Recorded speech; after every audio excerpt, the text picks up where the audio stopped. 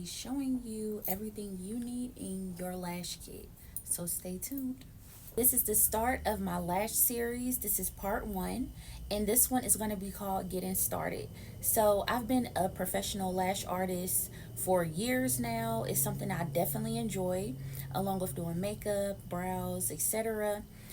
So yeah, I just wanted to come up with this video to help you all get started, and I'm going to show you basically what's in my bag, so to say, when it comes to lashing.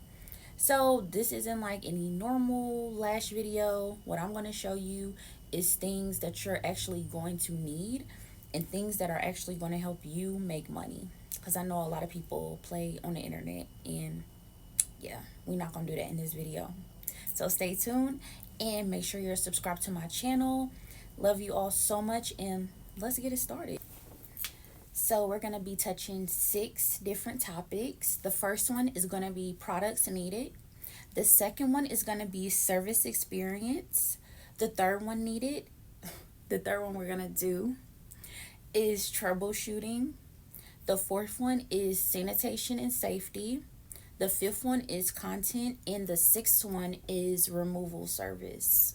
We talk about tweezers for beginners. So you're definitely going to need an isolation tweezer. This is what's going to separate the lashes. And you're going to need about a 45-degree tweezer. You're going to need a boot tweezer. I think it's like 90, this one. And isolation tweezer for that one as well. And then you're just going to need like just a little tweezer that you're going to pick up the lashes with off of the pad or the box or whatever you want to do, because you really don't want to do it with the tweezers you're actually going to be performing the lash service with, because you don't want these to get dull. You want the tweezers that you use on the people you do lashes on to be as sharp as possible. Me personally, I love my isolation tweezer, if anything, to be super sharp, like as sharp as possible. So that's the tweezers. So 2 sets of tweezers, a 45-degree one with the isolation, a 90-degree one or boot one with the isolation. This one is also called an S-shaped tweezer. And then one to just pick up your lashes with that you just, don't care if it drops or whatever. Also, I want to elaborate on me saying a sharp tweezer. You want a tweezer that when it touches each other, it's very meshed together. It's not off track or anything. This one is really good to have because you can pick up fans, handmade fans, things like that. The S-shaped tweezer, you're going to be using this for like classic lashes and things like that. But what I always tell people is finding the right tweezer is like How to Train Your Dragon or like Avatar. Like, you have to find the tweezers that work for you, the tweezers that feel the most comfortable for you. So just because, I'm showing you a certain type of tweezer doesn't mean that that's going to be the tweezer that you end up with or that you feel is the most comfortable for you. What I would recommend, what I have done, is I just buy sets off Amazon like these here and just try them out, see which one feels the most comfortable in your hand. And yeah, that's pretty much how I go about with the tweezers. And again, when you get more in depth about lashing, it's certain tweezers that work the best when it comes to fans. So yeah. Next, you're gonna need, let's get into hygiene. So you're gonna need a box of tissue. It could even be a travel tissue. You're gonna need a pack of spoolies, disposable spoolies, and a pack of disposable lint frees. So these are similar to Q-tips, except they don't leave the lint like the cotton Q-tips leave. This is going to be way better for lashes, and also you won't get any type of chemical reaction or anything with, for instance, lash glue, bonder, things as such. So lint frees, disposable spoolies, and tissue. Next, you're going to need lash shampoo and a squeezy bottle filled with distilled water. You could kind of get away with pure spring water also, but always make sure you use fresh water, no tap water. I try not to use tap water on my clients at all whatsoever. A handheld mirror and a fan. And I'm also going to be linking a lot of this to my Amazon storefront though too, so it can be easy for y'all to shop. Okay, next is going to be the gel eye pads, a lash mirror, a lash pad, got my Hello Kitty on, lint free sheets because you're going to wipe like the tip of the glue and everything with these, alcohol little pads. I know some people use this to remove glue off the tweezers. I don't. I just use it as like a secondary sanitation thing, even though I do soak every tweezer after every person in Barbicide or Lucaside or things like that. I still like to sometimes just wipe it with alcohol anyway, just because it's been sitting in, you know, like my little binder or so.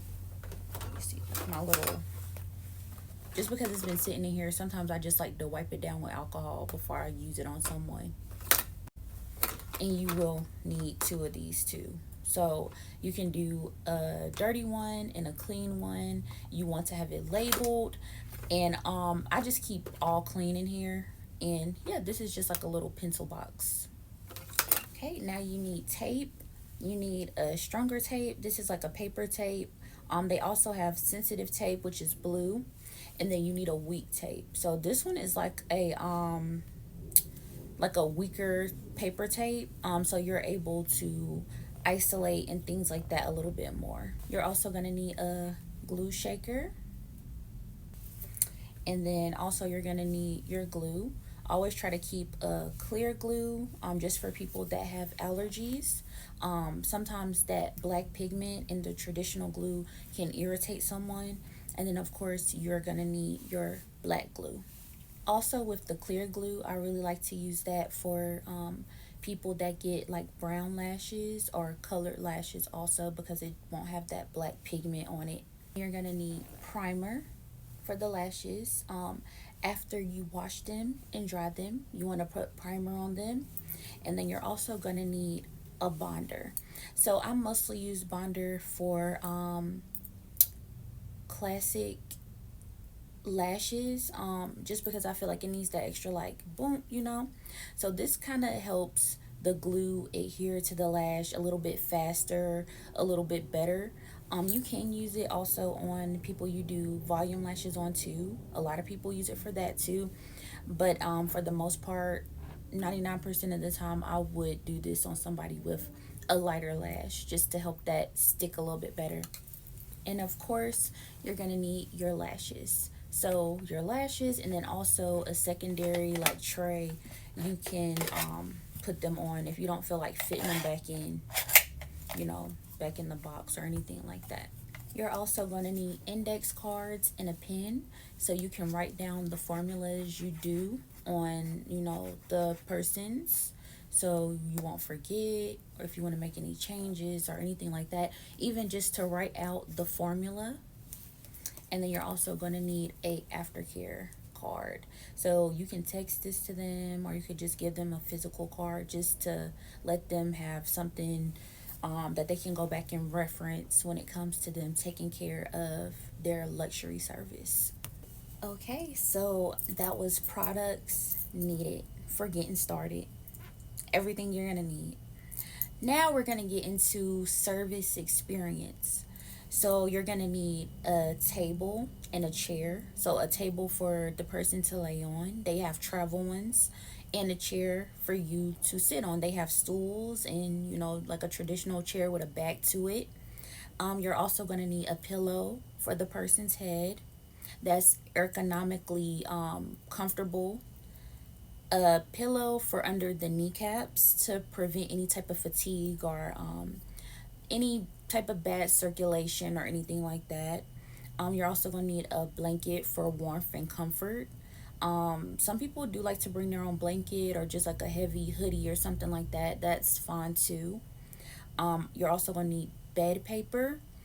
for sanitation reasons. It just pretty much has that barrier there. You could interchange it out, you know, throw it away, tear off a new one for the next person.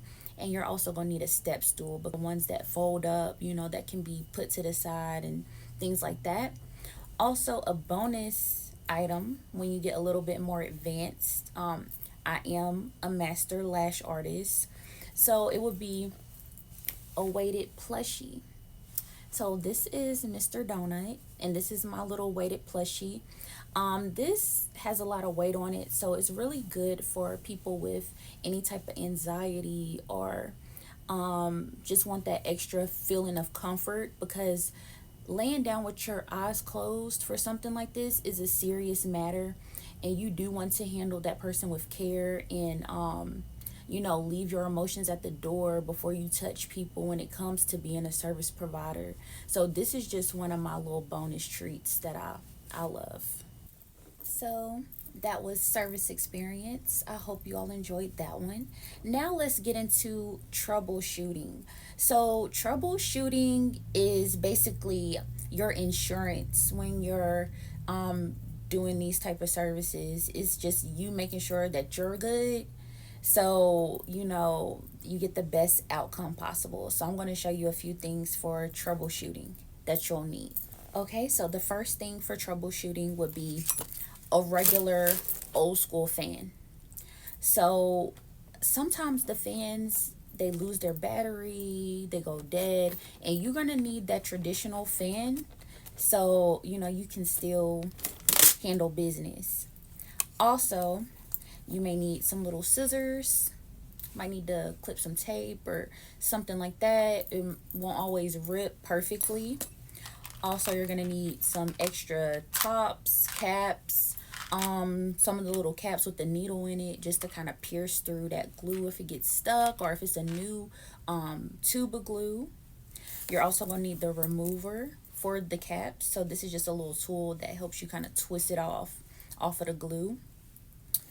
You're also going to need, oh yeah, your glue rings.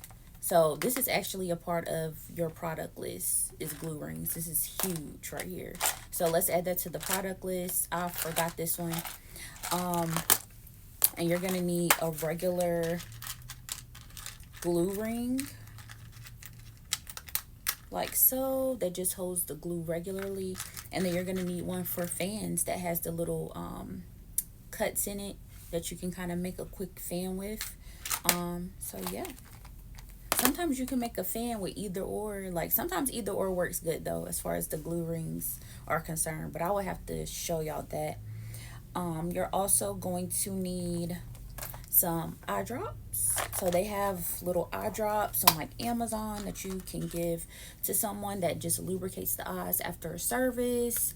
If they feel any burning, usually it's from the fumes from the glue, but they're totally fine.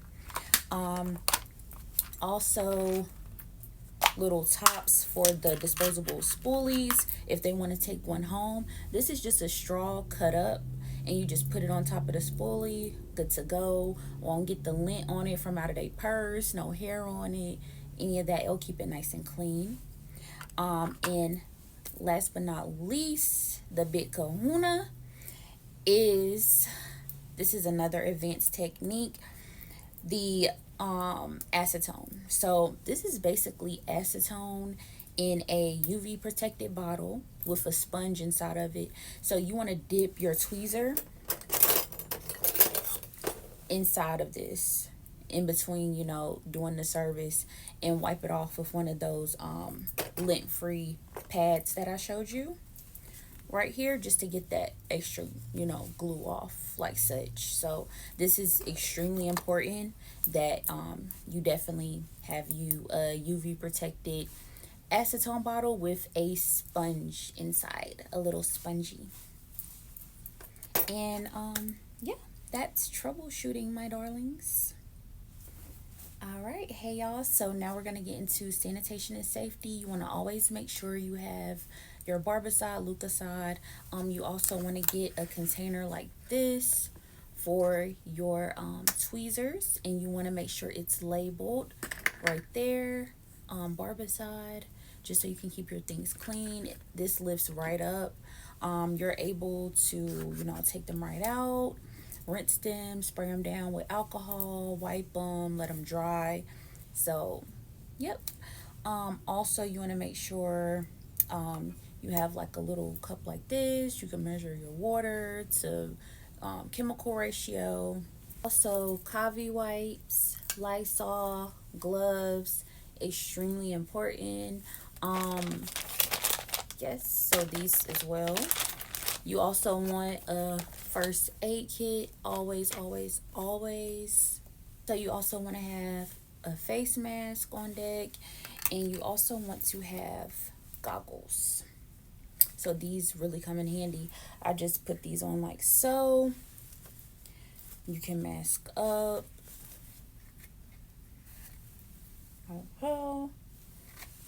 And this pretty much protects you when it comes to lashing. Any service really, brows, all that. You know, some days you know when you need to boot all the way up. Also, this is a paper roll as well.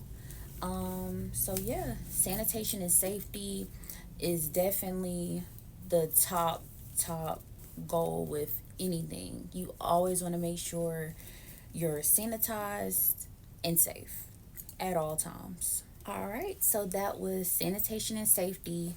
So far we went over again products needed, service experience, troubleshooting, and sanitation and safety.